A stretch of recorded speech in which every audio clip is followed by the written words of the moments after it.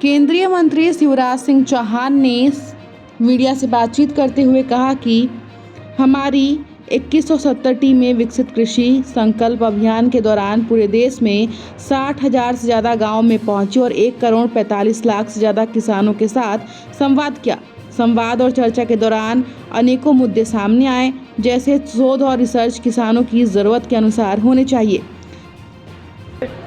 आज पूरे देश की हमारी जो 2170 टीमें विकसित कृषि संकल्प अभियान के दौरान पूरे देश में गई, 60,000 से ज्यादा गांव में ये टीमें पहुंची और 1,45,00,000 से ज्यादा किसानों से संवाद किया।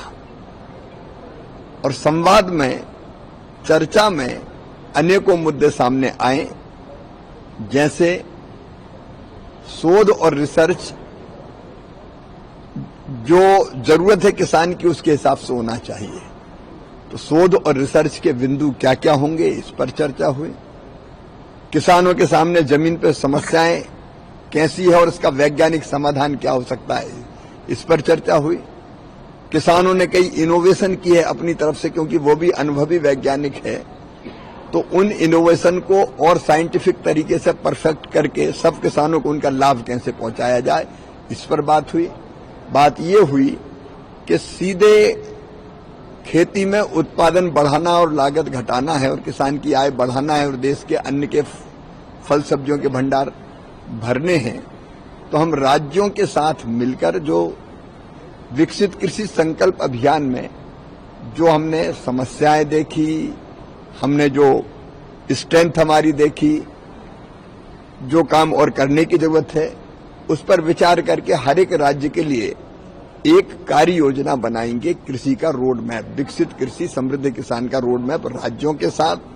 दूसरा हमने तय किया है, अलग अलग जो फसल है हमारी, उस फसल के उत्पादन बढ़ाने में, लागत घटाने में, बीमारियों से मुकाबला करने में जो समस्याएं हैं, उन समस्याओं पर चर्चा हम क्रॉप वाइज करेंगे। जैसे 26 तारीख को हम सोयाबीन की फसल पर चर्चा इंदौर में हमारे सोयाबीन संस्थान में कर रहे हैं कि सोयाबीन की उत्पादकता कैसे बढ़े, जलवायु का मुकाबला कैसे कर पाए, क्लाइमेट चेंज का जो रोग लगते हैं एलोमोजिक जैसे, उसका कैसे मुकाबला करें, और भी उसमें वैल्यू एडिशन सोयाबीन का क्या हो सकता है, इस पर चर्चा हम इंदौर में करेंगे।